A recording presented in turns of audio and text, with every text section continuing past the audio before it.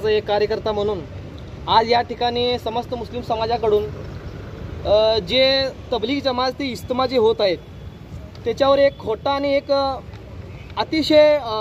बेबुनियाद आरोप काही संघटनांच्या वतीने लावण्यात आलेला आहे। सोशल मीडियाद्वारे तबलीगी जमात आणि तबलीगा जमातकडून जे इज्तिमा होत असतात दरवर्षी, ते इज्तिमा एक देशद्रोहीचा उद्देश धरून आणि कट्टरवृत्ती पसरवण्यासाठी होतात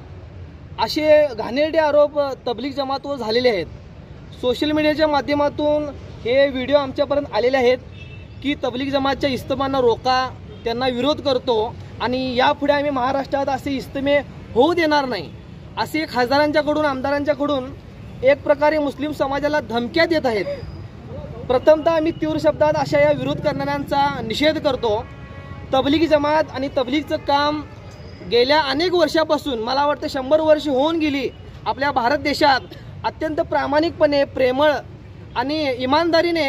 एक धर्माचे कार्य सुरू आहे आणि हे धर्माचे कार्य करण्यासाठी आम्हाला अधिकार जो दिलेला आहे, जो डॉक्टर बाबासाहेब आंबेडकरांनी लिहिलेल्या संविधानाने आम्हाला हा अधिकार दिलेला आहे,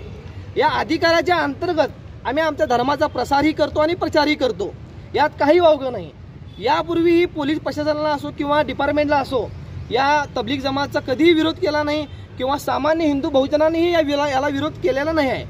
आज या संघटना निर्माण झालेल्या आहेत, यांच्याकडून मुस्लिम समाजाच्या विरोधात एक द्वेष पसरवण्याचा आणि सामाजिक तेढ निर्माण करून शांतता भंग करण्याचं काम सुरू आहे